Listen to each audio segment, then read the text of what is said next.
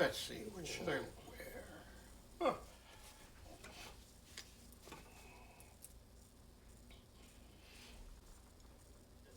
No!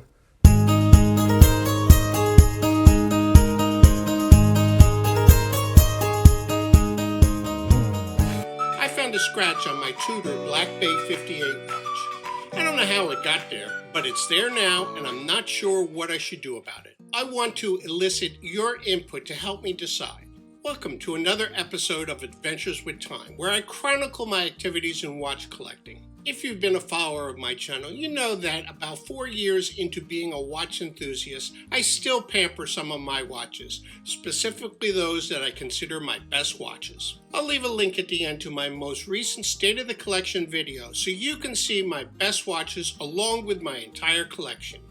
There are generally two schools of thought when it comes to protecting one's watches from scratches, dings, and other marks. There are those that consider these marks as a testimony that a watch has been put to the use for which it was intended. Others like to maintain watches as close to their original pristine condition as possible. I fall into this latter category for my higher-end watches, and if I'm being honest, a bit too with my affordable watches, such as my Seiko Alpinist, Seagull 1963, and my Islander automatic diver. Oddly, I don't feel that way about my Zelos Horizons, but I certainly feel that way about my Ball and Tudor Black Bay 58. Oddly again, not so much about my Zin 104. Gee, when I list it out this way, I find it perplexing why I feel this way about some watches and not others.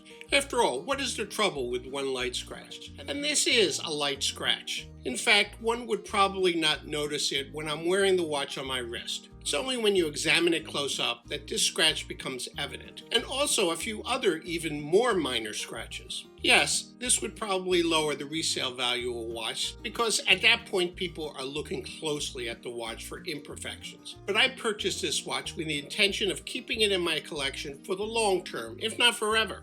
Is it the fact that this is a $3,000 plus watch and I feel that given its relatively high price I should keep it spotless? It's not that I think this scratch impacts the appearance of the watch. As I said, one would have to examine it closely to even see it. On the wrist during normal wearing conditions, others would only see the beautiful aesthetics of this watch and not any of these minor imperfections.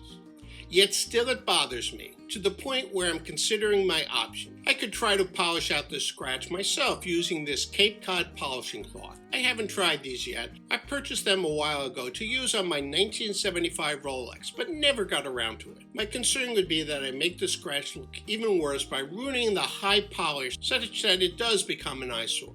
I could have the case professionally polished to remove the scratch. I've never looked at this, but imagine that Tudor could recommend someone. Or maybe use Roland Murphy from RGM Watches, who repaired my 100-year-old Patek Philippe watch. But what happens if and when I get another scratch on this watch? Do I continue to have the watch polished to where I wear down the crisp edges to nothing?